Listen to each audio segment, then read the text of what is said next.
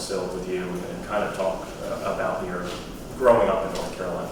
Well, growing up in eastern North Carolina, and particularly here in Nash County, I still have the values that my mom and dad and my neighbors and teachers gave to me.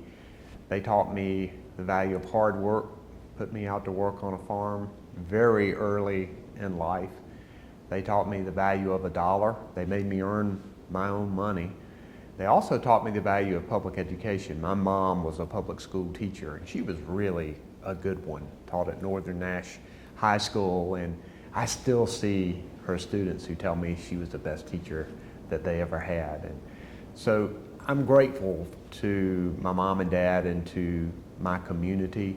My mom and dad taught my Sunday school lessons. I did the same for my 3 daughters. And it's just a special, Eastern North Carolina is just a special place. And I'm grateful to the state of North Carolina for giving me the public education that I have, giving the public education to my 3 daughters. And my mom and dad were the first in their family to go to college. So I'm grateful having grown up here. After I graduated from undergrad and law school, I moved back to Rocky Mount and was in the private practice of law right here in this town for 18 years, raised my family here, also served this area in the state legislature.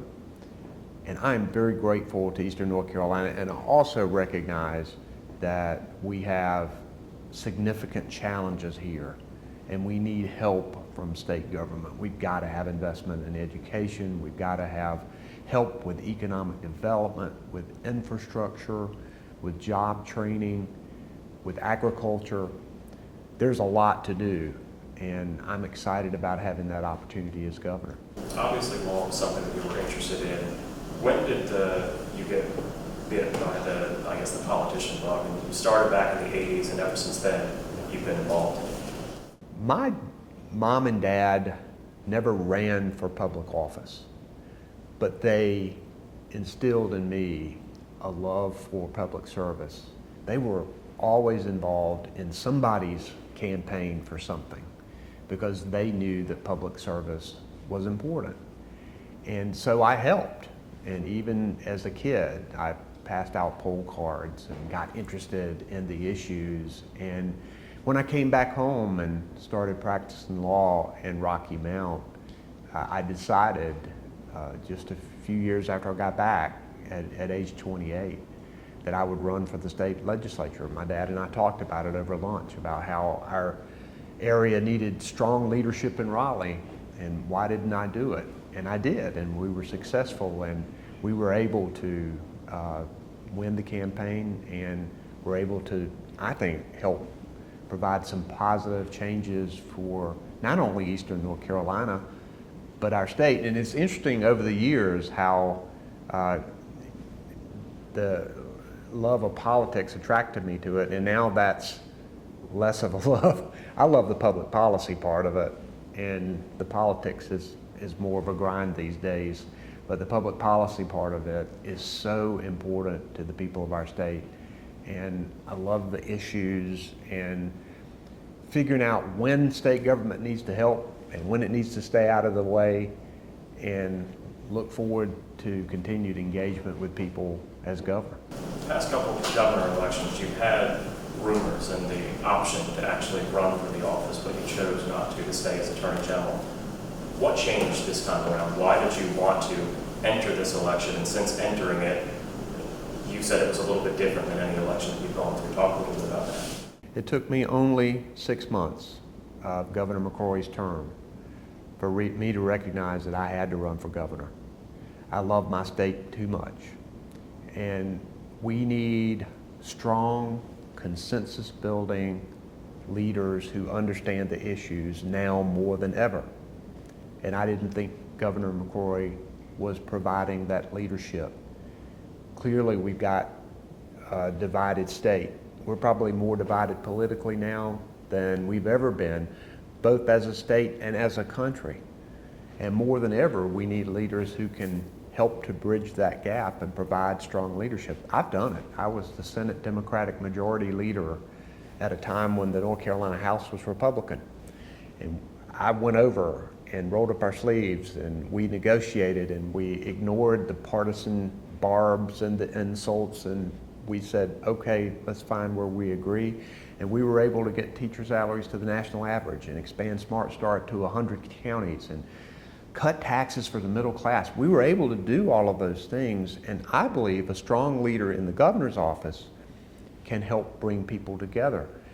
You know, in the past, I've loved my job as Attorney General, and I wanted to continue doing that job. And I had family considerations, my kids were younger, and it just wasn't the right time for me to seek other office. But now I think my state needs me and needs my service, and I'm stepping up and hoping that my performance as Attorney General, as a state legislator, my work in my private business will show the people of North Carolina that I have the experience and the ability to lead the state in what I think is a difficult time and challenging time for us. But the good thing is we've got the best state in the country.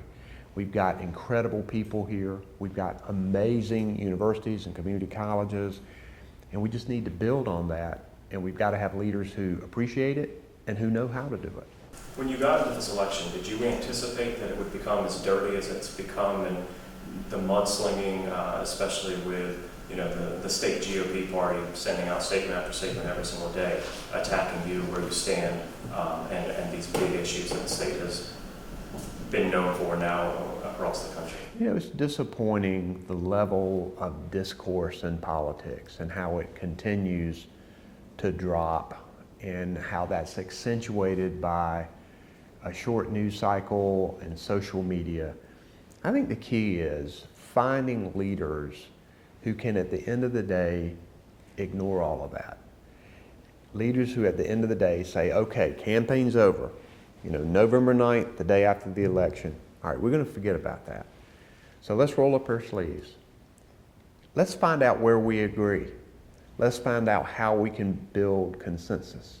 I know it's going to be tough, and I know it's going to be contentious, because I've got some real disagreements with some of the leadership in the legislature right now. But I know a lot of Republicans who support public education.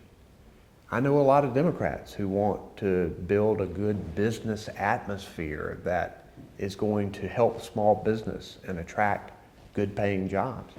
The key is having a strong leader who understands the issues and who can pull those parties together and take advantage of the areas of agreement that we do have, and can find a way forward even when we very much disagree on issues.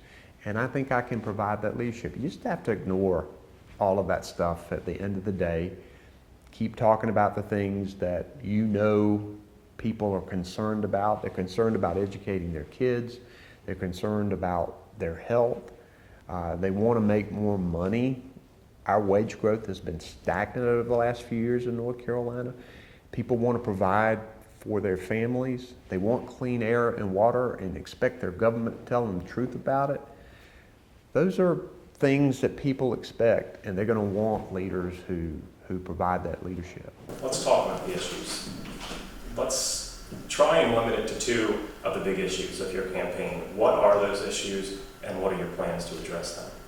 I believe that we need to put more money in the pockets of everyday working people, and we do that through strong public education. Those are the two issues that we are aiming for, and that we are talking about, and that we have incredibly detailed policy positions on. If you go to roycooper.com, you'll see my education plan and my jobs plan. You'll see that we need different priorities when it comes to education. It needs to be cradle to college. We need to invest in early childhood. We need to make K through 12 better, and that means paying our educators more. And we need to make college affordable, and we need to continue to invest in some of the best community colleges and universities that we have. East Carolina, what an incredible gem for Eastern North Carolina, and the health care that it provides and the education that it provides. That is the key. Then you need fairness and in a North Carolina that works for everyone, not just a select few. You've had a governor and a legislature that when there has been additional tax revenue, they have chosen corporate tax giveaways, and they have chosen reductions in taxes for mostly those in the higher income and 1%. Everyday working people left holding the bag. Most everyday working people, the middle class, because of Governor McCrory's policies, are actually paying more in taxes. He's raised taxes in 67 different ways, literally from birth to death. When you go get your car repaired, now you're going to pay more money in taxes. And who has to get their car repaired but those who have to drive older cars and everyday working people. You ask everyday working people whether they have seen a Carolina comeback like Governor McCrory talks about. Most of them will tell you they are working longer and harder and for less money than they were before the recession. And they'd be right. The statistics show that their wages are stagnant. So we need a governor who's going to invest in education. The skills that you need now for a better paying jobs are so much more than they were even 5 to 10 years ago. Public education is the key. A fair tax system is the key. Making sure that we expand Medicaid we've got 100% federal dollars that could come down and insure hundreds of thousands of people. The Brody School of Medicine at East Carolina is dependent upon that in delivering in the healthcare system there in Eastern North Carolina for Greenville. So these are the decisions that we need to be making, and we need to be putting the best interests of our state and jobs and schools ahead of partisan political ideology, which is happening now. Arguably, one of the biggest talking points back and forth between the two camps is about teacher pay. Governor McCrory has raised teacher pay. I think that in his tenure, he started at 49th in the country. Now we're down to 41st in terms of how much teachers on average are getting paid. Do you see that as progress? What would you have done differently had you become governor 4 years ago? We have lost 4 years in public education. You go ask teachers, you go ask parents whether this governor and this legislative leadership have truly invested in public education. They will tell you. When teacher assistants are fired, when teachers are leaving our state for other states because of better pay and basic respect, when parents and teachers are having to buy school supplies to bring into schools because they can't afford them. They have spent so much time on their corporate tax giveaways and their giveaways to those at the top. They have failed public education. They've come here during the last year and done a little something for the fact that the election is so close. That's great. Any way that we can get it for our public schools, I am for it. But educators are not deceived by this campaign by Governor McCrory saying he supports public education. What people need to look at is what they're actually doing, and it is a far cry from what needs to be done. You talked about this a little bit, or you touched on it. The median household income in a new report nationwide went up more than it ever has since they started keeping track of it. Yet in rural areas, it's still lagging well behind the more urban areas. Eastern Carolina, there's far more rural areas than there are urban areas. How do you close that gap and make sure that this median household income is rising for everyone, regardless of where you live? Right, and median household income is lagging behind North Carolina across the board, not just rural areas, but it's particularly acute in our rural areas, and we know the challenges that we face. The number one thing we've got to do is to invest in education, particularly our community colleges are going to be a focal point. When I go talk to CEOs and ask them about expanding operations or coming to North Carolina, the first question they ask me is not, what's your corporate tax? The first question they ask me is, do you have the people who can perform the jobs that I create? Do you have the job training? Do you have the well-trained workforce? We have to make sure that our people in Eastern North Carolina are ready to go, that our community colleges have the resources to make sure they can provide the training for these companies. And in addition to that education, we've got to reinforce good schools because they're going to be looking at schools when they decide to come somewhere. Infrastructure. You've seen this administration cut back the rural center, which was helping to invest in water and sewer and infrastructure for rural parts of the state. They cut it. Expansion of Medicaid at 100% federal dollars could create tens of thousands of good healthcare jobs in North Carolina, particularly centering in the rural areas where healthcare is teeter-tottering and they need the additional boost. So we've got to make sure that we understand the challenges that we face right now, and right now Governor McCrory is not showing that he's doing anything to help the rural areas. Let's talk about House Bill 2 now.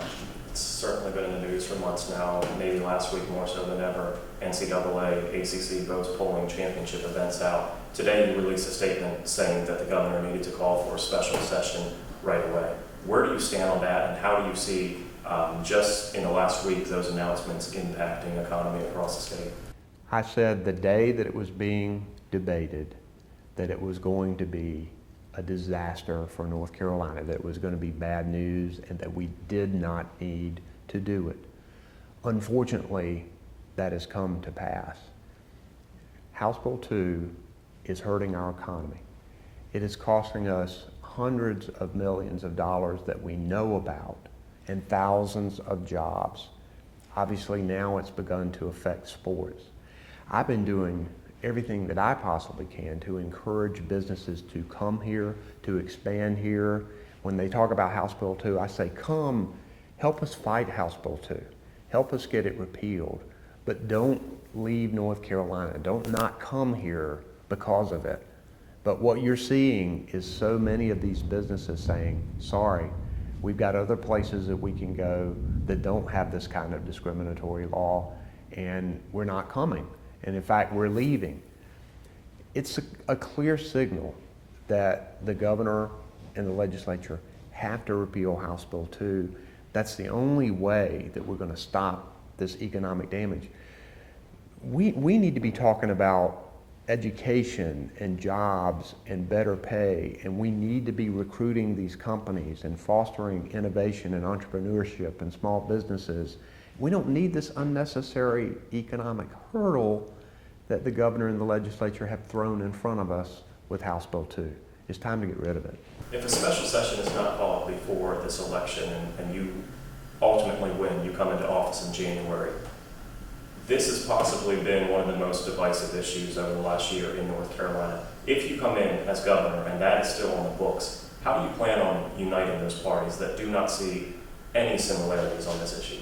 I will work to garner the support of businesses, chambers of commerce, workers who understand that regardless of how you feel about this issue, that it is hurting North Carolina, is hurting our economy, and that we have to repeal it.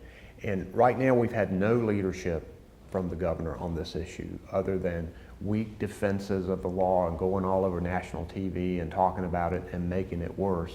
What we need is a leader who's going to put North Carolina's positives first and who will organize efforts to put pressure on the General Assembly to do this. Already you are seeing Republican legislators saying that this was a mistake and we need to go back and fix it. We need a leader who can help us do that, and I plan to do that. One of the complaints that Republicans have given you as you're in the role as Attorney General is that you're not defending these laws. You're not defending House Bill 2. You're not defending the voter ID law. And they have called on you to stop taking taxpayer money because you're not doing your job. How do you respond to those allegations? Well, one is we handle thousands of criminal cases. We have investigated and prosecuted hundreds of politicians, both Republicans and Democrats, for public corruption. We protect consumers. For every $1 that has been appropriated to our office, we've recovered $4 for North Carolina. We have fought Medicaid fraud and recovered millions of dollars for taxpayers who have been cheated. We have stood up to the big banks and the pharmaceutical companies and the utilities on behalf of everyday working people when they've been done wrong, and we fought for our state. Unfortunately, our office has had to defend dozens of laws that have been passed by this governor and General Assembly. And unfortunately, they can continue to push the bounds of the Constitution. We represented them and the state in most all of these cases. No, we did not defend House Bill 2 because I believe it's unconstitutional and it's hurting our state and we need to get rid of it. On the election law that included voter ID, but it was much broader than voter ID, our office defended it for 3 years. But when you have the Fourth Circuit Court of Appeals say unanimously that this law intentionally and surgically discriminates against African Americans, it's time to stop. Doing your job doesn't mean appealing every case to the United States Supreme Court. And of course, when the governor did it at taxpayer expense, it failed, just like other cases that he's taken that have failed. And that's wrong for our state. And I'm going to keep doing my job as Attorney General to the end of my term, and I'm going to do my job as governor. I wish Governor McCrory would do his job as governor. A new Elon poll came out today, and it had both the race between you and Governor McCrory and House Bill 2. The overall majority of the people in the state disapprove of House Bill 2. I think it was around 49.5%. And the same poll found you trailing by about 3% in the margin of error there. One of the most interesting things to maybe come out of that poll is on independent voters, and that Governor McCrory is doing better at swaying independent voters his way rather than your way. How are you targeting independent voters, and what do you think about what came out of that poll? Well, you know, the only poll that matters is November 8th. There have been numerous other polls that have us in the lead by a pretty wide margin. The key here is continuing to talk about jobs, education, our economy. I believe that there are a lot of voters out there who are going to try to ignore whether you're a Democrat or a Republican and look at you in your performance and look at you on the issues. And we're working hard to get our message out to those people, and we hope as many people participate in this process as we possibly can to get people to vote. Because a lot of people, with all of the negative ads, with all the polls, with everything that you hear, they think that their vote really doesn't matter, when probably there's never been a bigger difference between candidates for governor as to where we want to take our state. It does matter. That mom who's got a couple of kids and she's trying to make a good life for them and to get them educated, and she loses her child care tax credit and she has to pay more in sales taxes now, it matters to her life what happens. And we're going to be talking to those people and hoping they come out and vote. One of the problems you've had to deal with for the past 15 years is the crime lab and the backlog that exists there. Last week, a female student at UNC came forward and said that she had been raped, and the rape kit still had not been processed by the state crime lab. How do you respond to such long wait times, months and months sometimes, for rape cases to be processed, not just at UNC, but across the entire state police departments? Well, when I became Attorney General, the crime lab was not even testing no suspect rape kits at all. They were piled up by the thousands on local law enforcement shelves. We worked to expand the crime lab and to get them more scientists.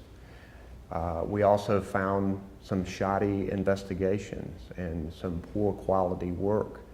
And we've made sure that changes were made and fixes were made to make this crime lab one of the best in the country. There is a rush case program that helps make sure that when there is a dangerous suspect or a case that needs solved quickly, then they do that work. And the crime lab has helped solve thousands and thousands of cases and many rapes, many murders. and they're going to continue to work hard. Clearly, resources are an issue, as they are in crime labs across the country, and one of the things I will do as governor is make sure resources are provided for more scientists.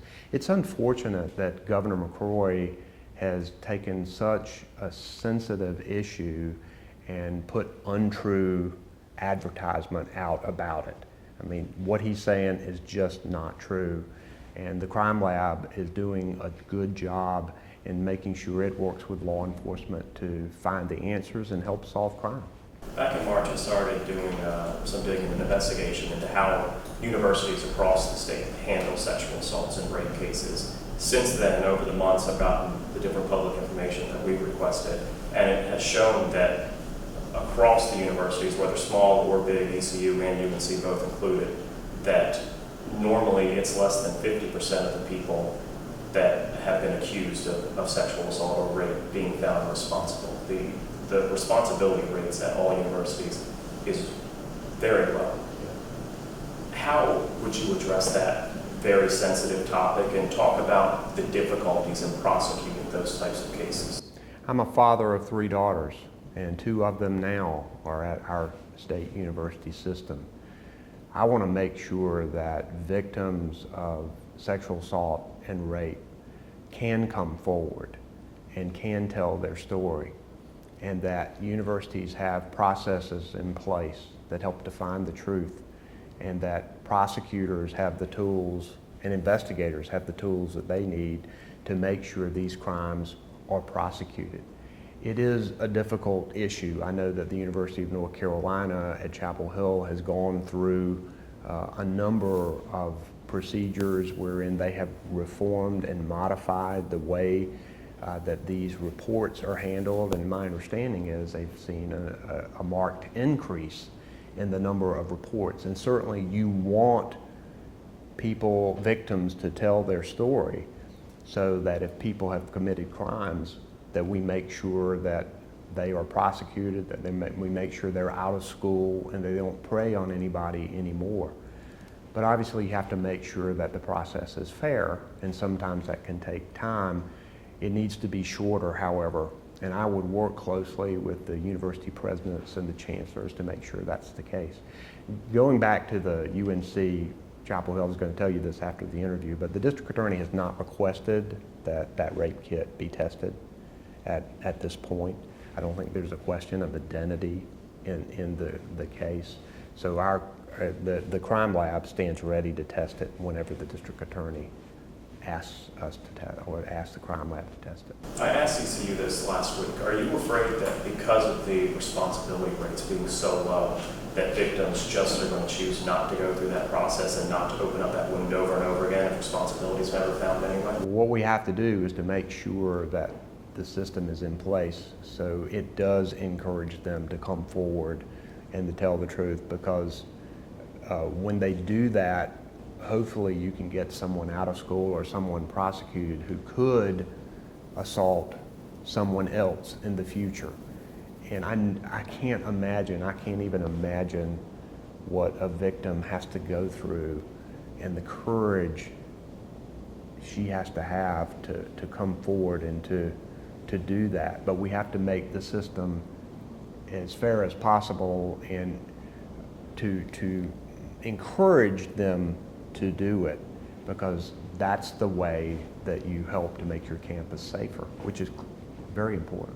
Last question, the gas gouging right now and the shortage across the state. What is being done currently? I know that you all released a statement today saying that there's been 400 reports so far of gouging across the state. Give us the latest in terms of what we can expect to see in the coming days and weeks. Well, we understand there's a leak in the pipeline, but it's very frustrating to me that that leak would cause such a shortage in North Carolina. But we know that that's happened, and the emergency statute has been triggered. So that means that these companies, if they're selling gas at excessively high prices under the circumstances, that they can be guilty of price gouging. We've already gotten more than 400 complaints from people who believe that they have seen price gouging. We want them to report them to our office. You can call 8775-NO-SCAM. You can go to ncdoj.gov and file a complaint online. We have been able to recover 4 consumers for gas gouging in the past. One of the things, if they use a credit card, we've been able to get the companies to agree to give money back to people. But when people come in and pay cash, that's always a problem to be able to show that you did. So we ask people, number one, to keep their receipts if they believe that there's been price gouging going on. Number two, if you can take a cell phone picture of the actual price that was charged or the actual price that you see posted at the gas station, that helps in the evidence in trying to show if there was price gouging. Helps our investigators and attorneys as they bring cases in the future. Wrapping it up now, I know it's probably going to be difficult to do. If you could sum up your campaign in terms of telling people what would be done in the state if you were elected governor, how would you do that in a short, concise sentence? I want a North Carolina that works for everyone, that values public education, that's inclusive, and wants us to move forward. And I'm ready as governor to do that. Anything else you want to add? I think that'll do it. Okay. Will do.